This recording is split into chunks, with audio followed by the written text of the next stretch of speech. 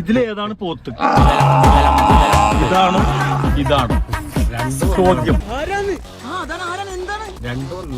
കളിയാക്കണേലട്ടോ, തമാശാണത്. ഇതെവിടെ സ്ഥലം? ഇത് വീഗാലാൻഡ് പിന്നെ പള്ളിക്കര. ഇത് വീഗാലാൻഡ് പോയി വണ്ടർലാൻഡ് നമുക്ക്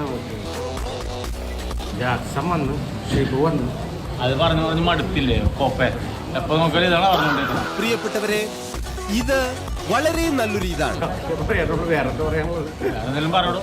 ഇതെന്താ ഒന്നാം തീയതി കിട്ടിയാ? കിട്ടിയിട്ടില്ല. ഇവന്റെ പറഞ്ഞു അരയില് ഇതാ ഞങ്ങളുടെ പ്ലാൻ. ഇത്രേ ഉള്ളൂ. അപ്പം, പൂരി, പുട്ട്. ഇവിടെ പുട്ട് ഞങ്ങൾക്ക് ഈ 2 അപ്പം. കറി എന്തൊക്കെയുണ്ട്? അപ്പോൾ ഒരു ബീഫ്, ഒരു കിഴങ്ങ് കറി, പിന്നെന്താ, ഒരു ചെറുപയർ, പിന്നെ കടല, പുട്ട്, ഇഡ്ഡലി ഉണ്ടോ?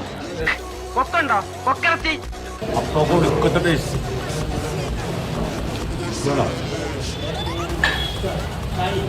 കള്ളപ്പം, ചെറുപയർ. പിന്നെ നമ്മുടെ എറണാകുളത്തിന് വളരെ അടുത്താണ് വണ്ടർല. കഴിഞ്ഞ് കഴിയുമ്പോൾ ലെഫ്റ്റ് ചെയ്യുമ്പോൾ അവിടെ തന്നെയാണ് ഹോട്ടലിൻ്റെ പേരും പടമൊക്കെ ലൊക്കേഷനൊക്കെ ഇടാം. അന്ന ഹോട്ടൽ പള്ളിക്കട. ഇതേ കിഴങ്ങ് വന്നു. എല്ലാവരും വന്ന് പരീക്ഷിക്കട്ടോ. വണ്ടി ഓടിച്ചു വിടുമ്പോൾ വന്നാലും നഷ്ടമൊന്നുമില്ല. അതിനെക്കുറിച്ച് അഭിപ്രായം പറയാം. എങ്ങനെയുണ്ടോ? സൂപ്പർ എങ്ങനെയുണ്ട്? അടിപൊളി, സൂപ്പറാ. ജവാൻ ജാക്സൺ, തനിക്ക് തൻ്റെ ഫാൻസിനോട് എന്താ പറയാനുള്ളത്?